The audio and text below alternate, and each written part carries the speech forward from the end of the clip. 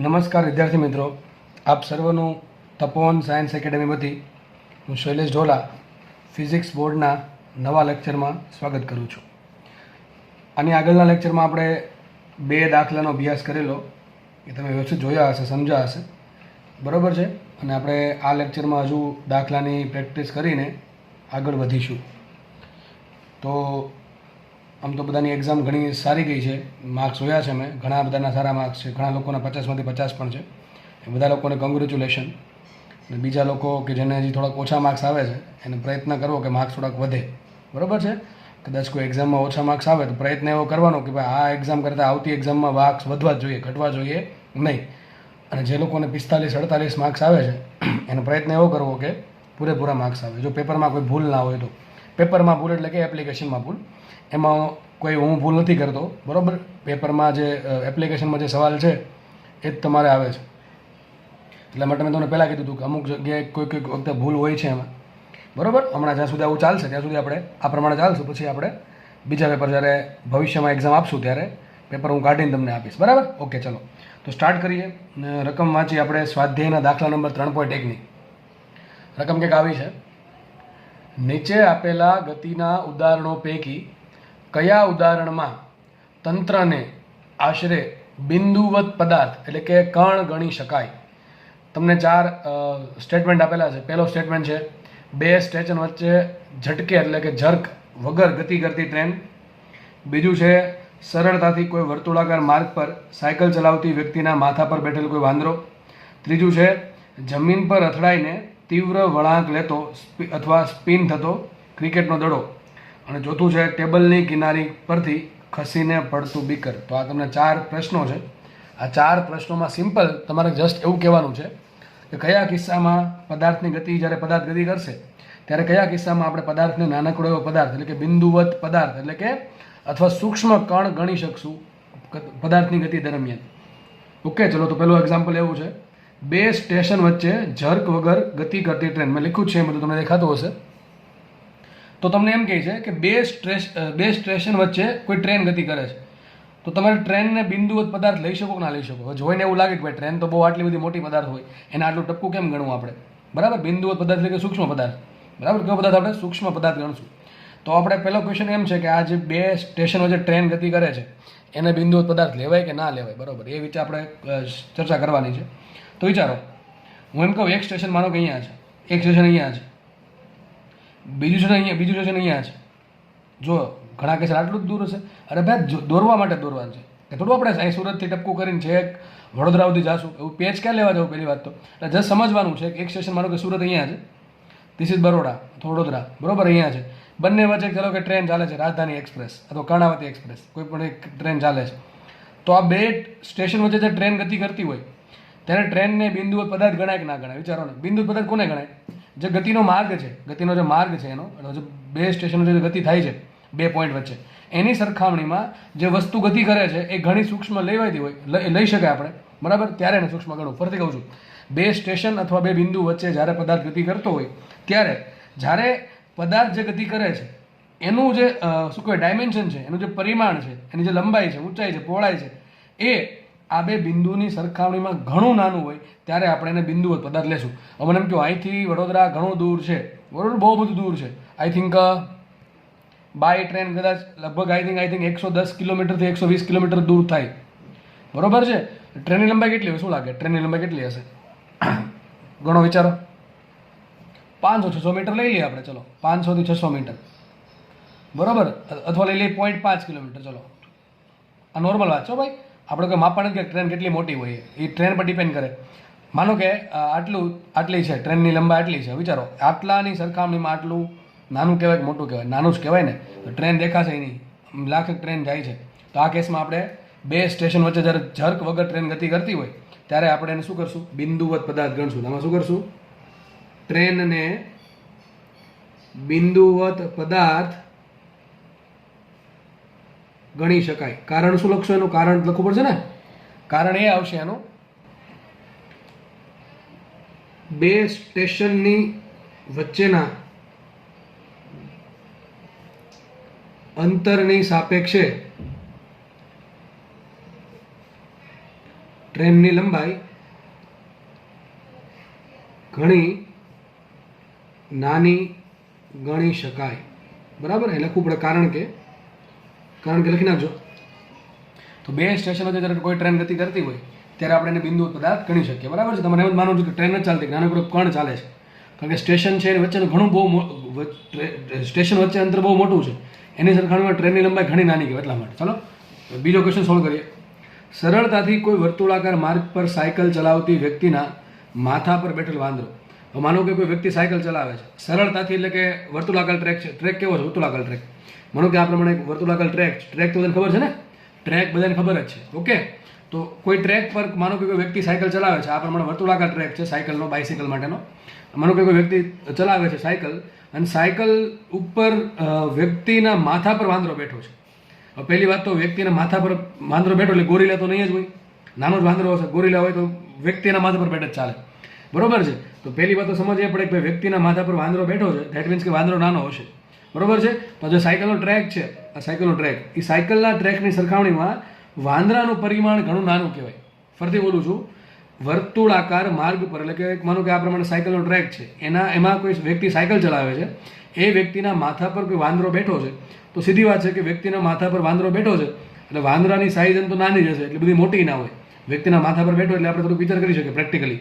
બરોબર છે. અને વર્તુળાકાર માર્ગ પર સરળતાથી સાયકલ ચલાવે છે. સરળતાથી ચલાવે ધેટ મીન્સ કે એટલે એવું નહીં કે નાનકડો ટર્ન લઈ લીધો. બરોબર, તમે જોજો, તમે જ્યારે સાયકલ ચલાવો ત્યારે નાનકડો ટર્ન લેવા જશો ને તો તમે લગભગ સાયકલ શું કહેવાય પેલી થઈ જશે, પડી જશે, કદાચ તમારો પગ છે જમીન અડકી જાય. પણ તમે નોર્મલી મોટા રસ્તા પર સાયકલ ચલાવો વર્તુળાકાર માર્ગ પર, મને કોઈ ચોપાટીમાં અથવા જે સાયકલના ટ્રેક હોય ત્યાં, તો ત્યાં તમે જોજો આ જે ટ્રેક હશે ને બહુ મોટો હશે, ઘણો મોટો ટ્રેક હોય. બરોબર છે. તો લખી શકાય અહીંયા કે અહીંયા કોને? વાંદરાને બિંદુવત પદાર્થ ગણી શકાય. કારણ શું છે? એનું કારણ એ લખશો, કારણ કે વર્તુળાકાર માર્ગની સાપેક્ષે, વર્તુળાકાર માર્ગની લંબાઈની સાપેક્ષે વાંદરાનું પરિમાણ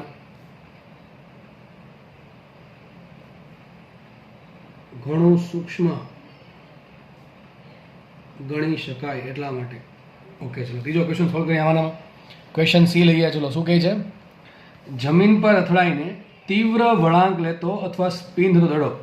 બરાબર છે. માનો કે આ પ્રમાણે જમીન છે, જમીન પર એક દડો છે, અહીંથી આવ્યો અને અહીંથી શું થશે? બધું અથડાશે, અથડાઈને બધું ઉપર જશે. માનો કે આ પ્રમાણે દડો આવે છે, વિચારો ને, શું આ ગણી શકે કે ના ગણી શકે બિંદુવત પદાર્થ? થોડુંક ધ્યાનથી સમજજો, મને કહેજો. દડો જ્યાં અથડાય છે ત્યારે કેટલું અંતર કાપે? દડાની સાઇઝ કેવડી હોય? સંભળાવું શું બોલું છું? ધ્યાનથી સમજો હું શું કહું છું. દડો જ્યારે જમીન પર અથડાય છે અને સ્પિન લેન પાછું ઉપર આવે, બરોબર છે, સ્પિન લેન ઉપર આવતો હોય ત્યારે અંતર કેટલું કાપે? બહુ વધારે કાપે ને કંઈક બહુ ઓછું કાપે? મીડિયમ કાપે ને? મારો સમજ પડે કે ન પડે? તમે દડો, તમારા હાથમાં કોઈ દડો છે, એને તમે થોડાક ઉપરથી નીચે મૂકી દો, બરાબર છે, દડો જમીન સાથે અથડે ને પાછો ઉપર આવશે, તો જમીન સાથે જ્યારે અથડાય છે ત્યારે અંતર કેટલું કાપશે? ઓછું કાપે. તો આજે અંતર કાપે એની સરખામણીમાં દડો છે એ નાનો તો ના જ કહેવાય, મોટો કહેવાય. કેવો કહેવાય? મોટો કહેવાય. કારણ કે અંતર ઘણું ઓછું કાપે. આને જેવું નથી કે બે સ્ટેશન વચ્ચે 100 થી 150 કિલોમીટર અંતર છે અને ટ્રેન છે 1.5 કિલોમીટર લાંબી છે, બરાબર, પણ અહીંયા તો અંતર સાવ ઓછું હોય ને, અંતર સાવ ઓછું હોય.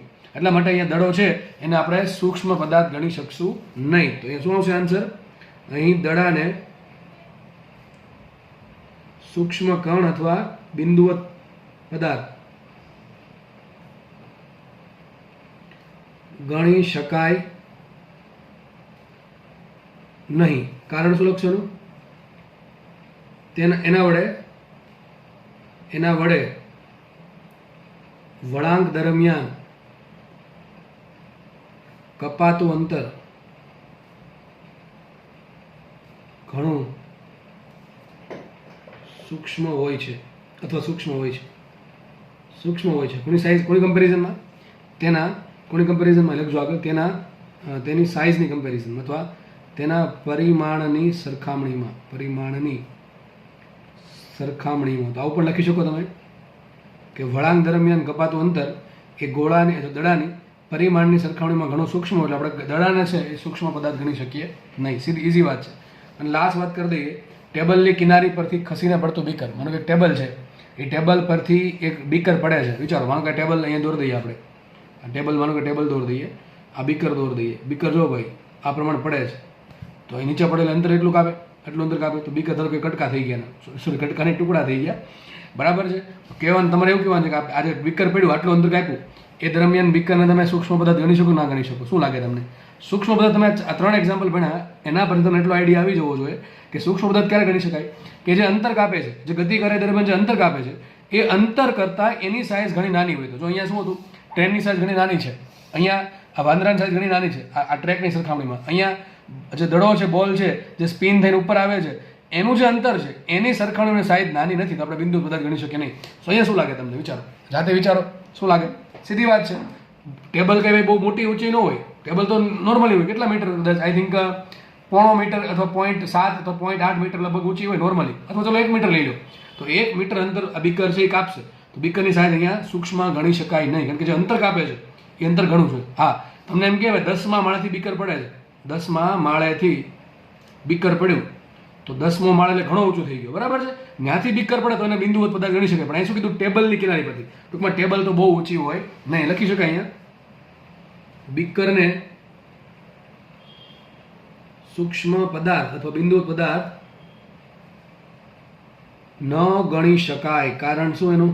કારણ કે ટેબલની ઊંચાઈની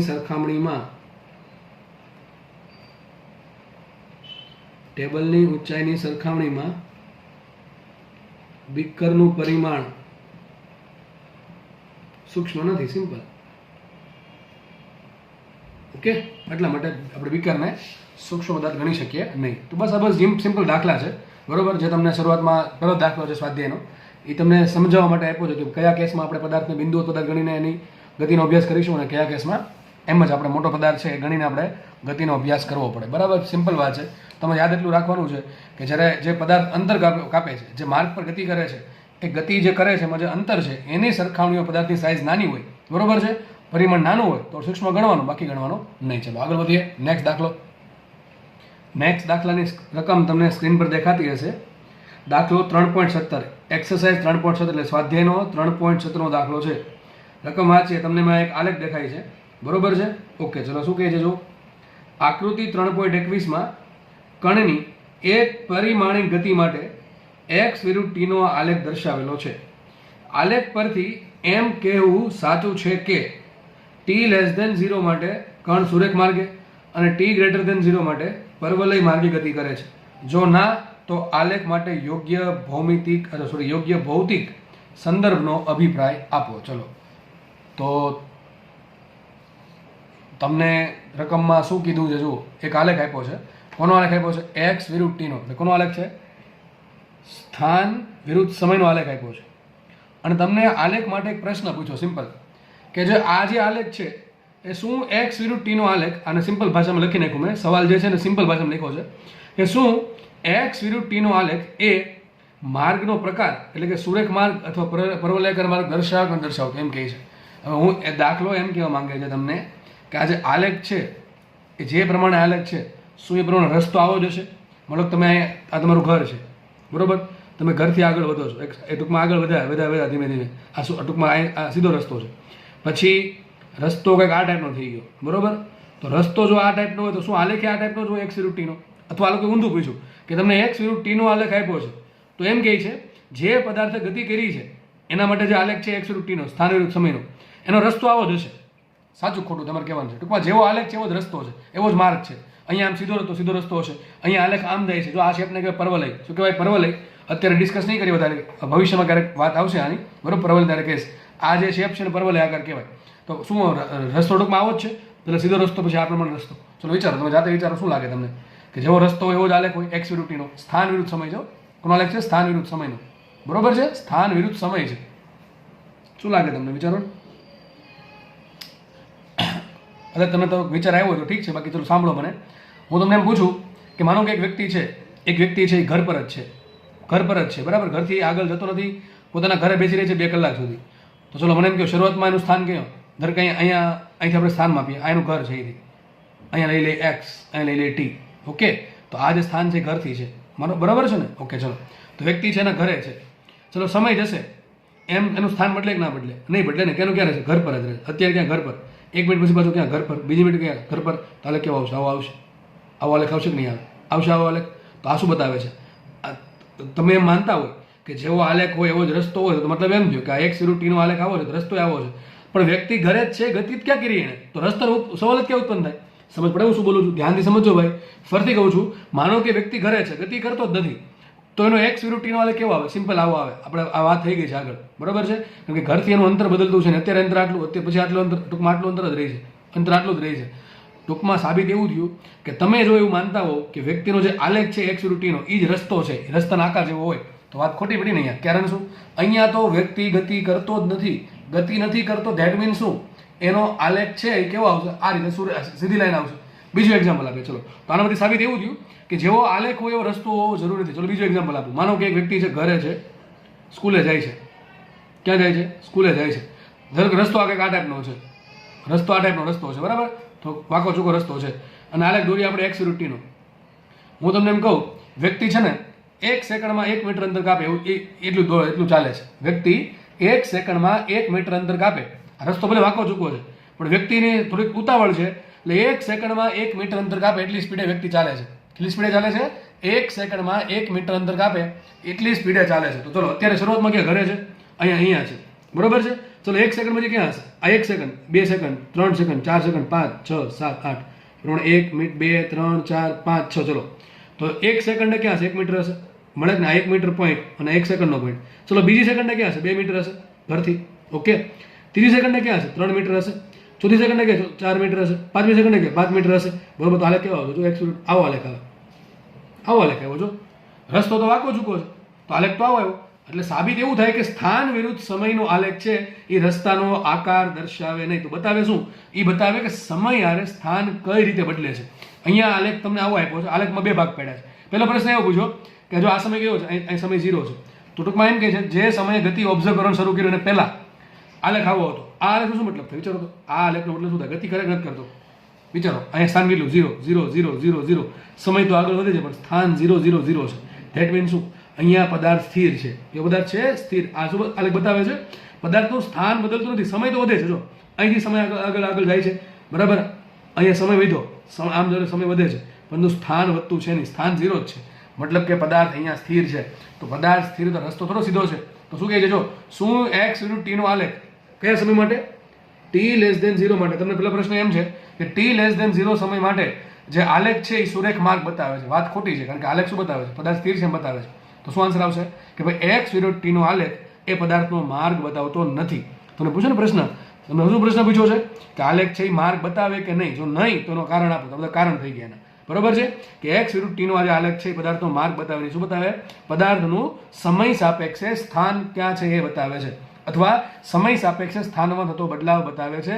એને રસ્તાના આકાર સાથે કોઈ લેવા દેવા નથી. તો લખી શકો તમે t<0 સમય માટે પદાર્થનું સ્થાન બદલતું નથી, મતલબ કે પદાર્થ સ્થિર છે તો રસ્તો સુરેખ હોઈ શકે નહીં. પછી બીજી વાત, અહીંથી ગતિ કરવાનું ચાલુ કર્યું, અહીં સ્થાન બદલે છે આ પ્રમાણે, બરોબર? સ્થાન આ પ્રમાણે બદલે છે, પણ એવું નથી કે અહીંયા માર્ગ જે પરવલયાકાર છે, સોરી આલેખ છે એ પરવલયાકાર છે તો એનો રસ્તો પણ પરવલયાકાર જ હશે. હમણાં મેં તમને કીધું પ્રમાણે રસ્તાને આલેખ સાથે કોઈ લેવા દેવા નથી. તો આમાં શું આન્સર આવશે? આમાં આન્સર આવશે નહીં. કે ભાઈ જે એક આપેલ આકૃતિમાં જે એક્સ વિરુદ્ધ ટીનો આલેખ આપ્યો છે એ રસ્તાનો આકાર બતાવતો નથી. ટૂંકમાં રસ્તો કયા ટાઈપનો છે, હાકો ચૂકો છે, સીધો છે, પરવલયાકાર છે, અતિવલય છે, એ કાંઈ બતાવે નહીં. શું બતાવે? જસ્ટ ખાલી એક્સ વિરુદ્ધ ટીનો આલેખ એ પદાર્થનું સમય સાપેક્ષે સ્થાન કઈ રીતે બદલે છે એ બતાવે છે. તો બહુ સિમ્પલ દાખલો હતો. આમાં બહુ કંઈ ખાસ ગણતરી કરવાની થતી નથી. ગણતરી છે જ નહીં આમાં, કોમન સેન્સ હતી, કોન્સેપ્ટ હતો, બરાબર? સમજણ હતી. ઓકે, ચલો નેક્સ્ટ દાખલો સોલ્વ કરીએ. તો આન્સર ટૂંકમાં ના આવશે. સમૃદ્ધિ તમને જે આપી છે 1-2 લીટી લખી નાખવાની. ઓકે, આગળ વધીએ. નેક્સ્ટ દાખલાની રકમ વાંચીએ. દાખલો શું કે જો 3.21 એટલે સ્વાધ્યાયનો 3.21મો દાખલો કંઈક આવું કહે છે કે આકૃતિ 3.24 માં એક પરિમાણિક ગતિ કરતા કણ માટેનો એક્સ વિરુદ્ધ ટીનો આલેખ દર્શાવેલ છે. આકૃતિ 3.24 તમને તમારી સ્ક્રીન પર દેખાતી હશે. એમાં લખે છે આગળ, જેમાં 3 સમાન સમયગાળા દર્શાવેલા છે. કયા સમયગાળા માટે સરેરાશ ઝડપ સૌથી વધુ અને કયા માટે તે સૌથી ઓછી હશે? પહેલો પ્રશ્ન એવો છે કે તમને આકૃતિ દેખાય છે, એમાં 3 સમયગાળા છે, એમાં કયા સમયગાળા માટે સરેરાશ ઝડપ વધારે હશે અને કયા સમયગાળા માટે ઓછી હશે. બીજો પ્રશ્ન એમ છે, દરેક સમયગાળાને અનુરૂપ સરેરાશ વેગના ચિહ્ન આપો. શું છે? ખાલી સરેરાશ વેગ છે એ ધન છે કે ઋણ, ખાલી એટલું કહેવાનું છે કે 0 છે, એ ખાલી કહેવાનું છે, ચિહ્ન જ આપવાના છે. ઓકે, તો ચલો તમને રકમ હવે હટાવી દઈએ આપણે. જો શું તમને કીધું છે, જે પણ વસ્તુ કીધી તમને રકમમાં પેજમાં દેખાતી હશે. 2 પ્રશ્ન પૂછા છે 21મા દાખલામાં. આ આલેખ પરથી 2 પ્રશ્ન આપણે આન્સર આપવાના છે. પહેલો ક્વેશ્ચન આવો કંઈક છે કે કયા સમયગાળા માટે સરેરાશ ઝડપની વાત કરી છે અને બીજા માટે કરી સરેરાશ વેગની વાત. ચલો આપણે પહેલા સરેરાશ ઝડપ સોલ્વ કરી નાખીએ, પછી સરેરાશ ઝડપ વેગ સોલ્વ કરી નાખશું. ઓકે, ચલો કયા સમયગાળા માટે સરેરાશ ઝડપ વધુ હોય અને શા માટે, બરાબર, અને કયા માટે ઓછી છે આપણે એ પણ કહેવાનું છે. 3 સમયગાળા છે. જો પહેલો સમયગાળો આટલો, પહેલો સમય આટલો, બીજો સમયગાળો આટલો અને ત્રીજો સમયગાળો આટલો. એમ કહે છે કે ત્રણેય સમયગાળા સરખા છે. ટૂંકમાં ધારો કે આટલો સમય 1 સેકન્ડ છે, આ બે વચ્ચે અંતર આ બે વચ્ચે સમય 1 સેકન્ડ છે, તો આ બે વચ્ચે 1 સેકન્ડ છે, આ બે વચ્ચે 1 સેકન્ડ. જો આ બે વચ્ચે 2 સેકન્ડનો સમયગાળો હોય, આ પોઈન્ટ અને આ પોઈન્ટ વચ્ચે 2 સેકન્ડનો સમયગાળો હોય, તો આ બંને પોઈન્ટ વચ્ચે પણ સમયગાળો 2 સેકન્ડ જ છે. ટૂંકમાં આ સમય ડેલ્ટા ટી હોય તો આ સમય પણ ડેલ્ટા ટી છે અને આ સમય પણ ડેલ્ટા ટી. ટૂંકમાં સમય હારે કાંઈ લેવા દેવા છે નહીં, લેવા દેવા આલેખ હારે છે. જો કોનો આલેખ આપ્યો છે?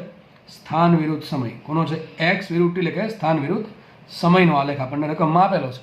તમારે આ આલેખ માટે એવું કહેવાનું છે કે આ એક સમયગાળો, જો મેં દોર્યું છે અહીંયા, આ જે સમયગાળો છે, બીજો સમયગાળો આ, ત્રીજો સમયગાળો, એ ત્રણેયમાં કયા સમયગાળામાં સરેરાશ ઝડપ વધારે હોય? ચલો, સરેરાશ ઝડપ કોના પર ડિપેન્ડ કરે? તમને ખબર હશે સરેરાશ ઝડપનું સૂત્ર નહીં આવડે, સમજણ નહીં હોય, વાત પતી ગઈ.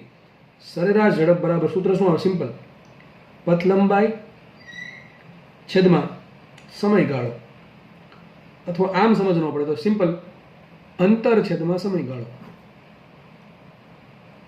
આપણે 3 સમયગાળાની વાત કરી, પહેલો, બીજો અને ત્રીજો, પણ ત્રણેય સમયગાળા કેવા? સરખા છે. લીખું ચોખ્ખું રકમમાં લીખું છે કે ત્રણેય સમયગાળા સમાન છે.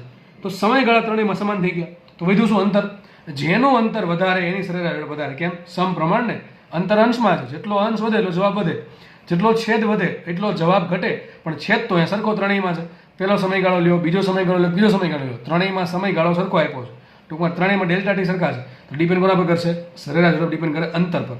જે સમયગાળા દરમિયાન અંતર વધારે કપાણું એ સરેરાશ ઝડપ વધારે, એ સમયગાળાની સરેરાશ ઝડપ વધારે. અને જે સમયગાળા દરમિયાન અંતર ઓછું કપાણું એ સમયગાળામાં શું થશે? સરેરાશ ઝડપ ઓછી થશે. અંતર કપાઈ ક્યાં? જો અહીંયા અહીંથી સ્ટાર્ટ કર્યું એને. ટૂંકમાં આ સમયગાળા માટે આ પહેલો પોઈન્ટ થઈ ગયો, આ અંતિમ પોઈન્ટ થઈ ગયો. જો આટલું અંતર કાપ્યું. વિચારો, આ જે સમયગાળો છે ને, આ સમયગાળો, એમાં કેટલું અંતર કાપ્યું? તો સ્ટાર્ટ અહીંયાથી થયું. આ એનો આલેખ છે, આ આલેખ છે, અંતર નથી. આ શું આલેખ છે? બરાબર, આલેખ છે કે ભાઈ એક્સ છે એ સમય હારે આ પ્રમાણે બદલાય છે. બરાબર, આ પ્રમાણે બદલાય છે. તો અહીંયા કેટલું અહીંયા અંતર આટલું છે. જ્યારે અહીંયા સમય પૂરો થઈ ગયો ત્યારે અંતર આટલું, ટૂંકમાં આટલું અંતર કાપે. પહેલા સમયગાળામાં આટલું અંતર કાપે, ત્યાંથી સમજો. બીજો સમયગાળો તો અંતર જો આટલું કાપે છે, આ થઈ ગયો અહીંયા, દોર દે સીધી લીટી, બીજી સીધી લીટી કંઈક આવી જાવ છે. જો નાનકડું આવશે આટલું. તો બીજા સમયગાળામાં આટલું અંતર કાપે. જો કયું? આ પહેલા સમયગાળામાં, આ બીજા સમયગાળામાં. વિચારો, આ આટલું જ કાપ્યું, જો આ થોડુંક વધારે કાપ્યું. અને ત્રીજા સમયગાળામાં કેટલું કાપે? ત્રીજા સમયગાળા માટે આ સ્ટાર્ટિંગ પોઈન્ટ, આ એન્ડિંગ પોઈન્ટ, કેટલું અંતર કાપશે? ત્રીજા સમયગાળામાં અહીંયા અંતર ને અહીંયા અંતર કેટલું કાપે? વિચારો, આટલું અંતર કાપ્યું. જો તો વધારે અંતર શેમાં કાપ્યું? ત્રીજા સમયગાળામાં. ત્રીજા સમયગાળામાં અંતર વધારે કાપ્યું, આટલું કાપ્યું, આટલું દેખાય છે, આટલું અહીંથી લઈને અહીંયા સુધીનું, એટલે માઇનસમાં છે. અંતર માઇનસમાં નથી, સ્થાન માઇનસમાં છે. અંતર કેવું? ધન જ હોય. બરાબર, ટૂંકમાં આપણે ધન જ રાખશું. અને આટલું અંતર કાપે છે ત્રીજા સમયગાળામાં, બીજામાં સૂક્ષ્મ કાપે છે થોડું કેવું, અને પહેલામાં કાપે છે મધ્યમ. તો સૌથી વધારે અંતર શેમાં કાપ્યું? ત્રીજા સમયગાળામાં. એનાથી ઓછું કાપ્યું પહેલા સમયગાળામાં, એનાથી ઓછું કાપ્યું બીજા સમયગાળામાં. એટલા માટે સાબિત થયું કે ત્રીજા સમયગાળાની સરેરાશ ઝડપ સૌથી વધારે છે, પહેલા સમયગાળાની સરેરાશ ઝડપ બેની વચ્ચે છે, અને બીજા સમયગાળાની સરેરાશ ઝડપ સૌથી ઓછી છે. આ કોના પરથી આપણે શોધ્યું? આ શોધ્યું આપણે અંતર પરથી, કે કેટલા સમયગાળામાં કેટલું અંતર કાપે. ત્રણેયમાં સમય સરખો આવ્યો પણ અંતર અલગ અલગ કાપે છે. પહેલામાં આટલું કાપ્યું, બીજામાં આટલું કાપ્યું, ત્રીજામાં સૌથી વધારે કાપ્યું. ત્રીજામાં અંતર વધારે, સરેરાશ ઝડપ સૌથી વધારે, અને બીજામાં અંતર ઓછું તો સરેરાશ ઝડપ સૌથી ઓછું. તમે લખી દેવાનું અહીંયા કે ત્રીજા સમયગાળામાં આલેખ પરથી સાબિત થાય છે કે ત્રીજા સમયગાળામાં પદાર્થ અંતર વધારે કાપે છે, એટલે સરેરાશ ઝડપ ત્રીજા સમયગાળાની સૌથી વધારે છે. અને બીજા સમયગાળા દરમિયાન પદાર્થ અંતર ઓછું કાપે છે, એટલા માટે સરેરાશ ઝડપ એની કેવી છે? ઓછી છે. અને એકની ક્યારે છે? બેની વચ્ચે. ત્રીજા કરતાં ઓછી અને બીજા કરતાં વધારે સરેરાશ ઝડપ આવશે પહેલા સમયગાળામાં. આ પહેલી રીત થઈ. બીજી રીત આમ પણ સાબિત કરી શકો કે જે આલેખનો ઢાળ છે ને, ઢાળ કોનો આલેખ? એક્સ વિરુદ્ધ ટીના આલેખનો આપેલા સમયગાળાનો ઢાળ ઝડપનું મૂલ્ય આપે. લખી નાખો અહીંયા, એક્સ વિરુદ્ધ ટીના આલેખ પર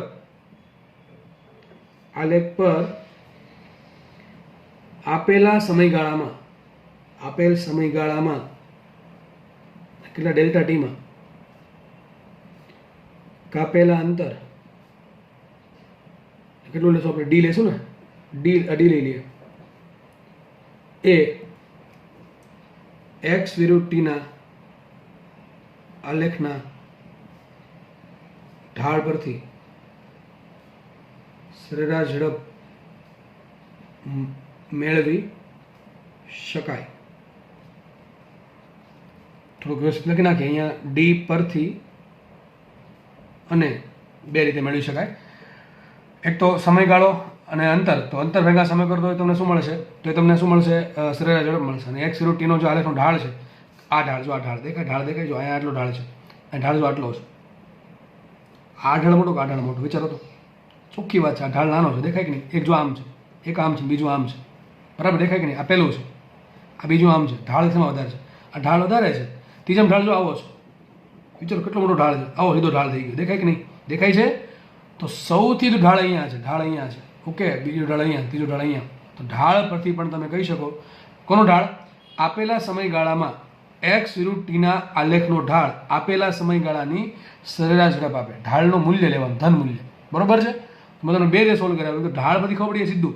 ઢાળ પરથી ખબર પડે જેટલો ઢાળ મોટો એટલી સરેરાશ ઝડપ વધારે, અને જેટલો ઢાળ નાનો એટલી સરેરાશ ઝડપ ઓછી. અને ત્રીજાનો ઢાળ સૌથી વધારે છે.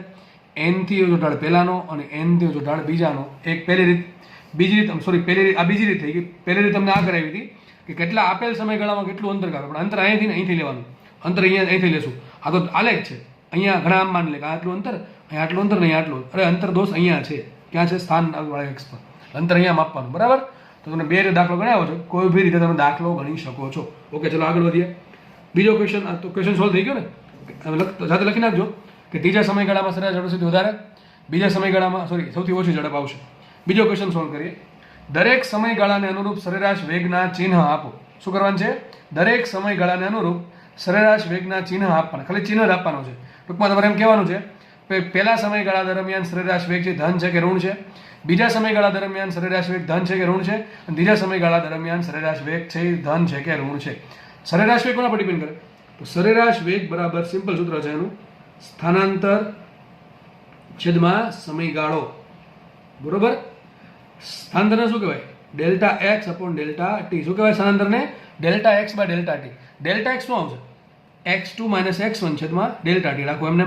ઓકે, તો તમને શીખવાડેલ છે કે x2 મોટું હોય અને x1 નાનું હોય તો સરેરાશ વેગ ધન આવે.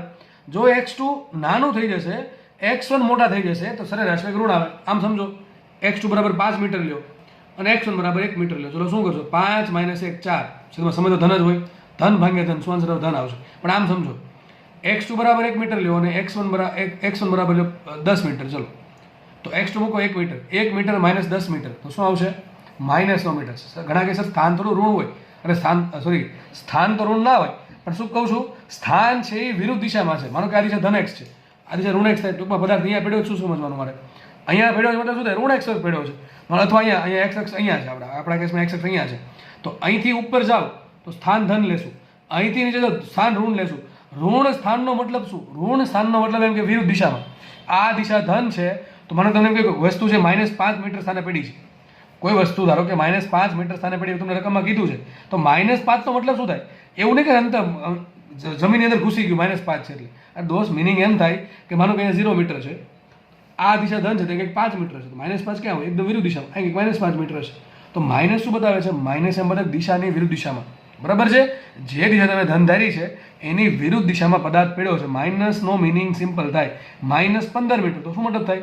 અહીંથી લઈને કંઈક -15 પર પડ્યો છે. ચલો, તો આપણે આલેખ પરથી એવું કહેવાનું છે કે કયા ભાગમાં સરેરાશ વેગ છે એ ધન છે ને કયા ભાગમાં ઋણ છે. ચલો, જેના માટે x2 મોટું x1 કરતા, ત્યાં સરેરાશ વેગ ધન છે, અને જ્યાં x2 નાનું છે, બરાબર છે, x1 કરતા, ત્યાં સરેરાશ વેગ ઋણ હશે. અથવા તમે કહી શકો ઢાળ પરથી. શેનાથી કહી શકો? ઢાળ પરથી, બરોબર? ઢાળ પરથી કહી દે ઢાળ ધન તો સરેરાશ વેગ ધન, અને ઢાળ ઋણ તો સરેરાશ વેગ થશે ઋણ. આપણે બેમાંથી કોઈ પણ એક વાપરી શકીએ. ચલો આપણે વાપરીએ પહેલાં. ચલો પહેલો સમયગાળો આટલો છે, એમાં પ્રારંભિક સ્થાન આટલું છે, આ પ્રારંભિક સ્થાન છે, અંતિમ સ્થાન અહીંયા છે. જો આ પ્રારંભિક સ્થાન છે અને અંતિમ સ્થાન છે. મોટું કોણ છે? x2. x2 મોટા છે ને x1 નાના છે, દેખાય કે નહીં? અને ઢાળ જો આ રીતે છે, આ પ્રમાણે ઢાળ હોય ને આ પ્રમાણે ઢાળ, આ પ્રમાણે ઢાળ ધન હોય. કેવો હોય? ધન. તો પહેલાં લખી નાખવાનું અહીંયા પહેલા સમયગાળામાં સરેરાશ વેગ કેવો છે? ધન આવશે. ચલો બીજો લઈ લઈએ.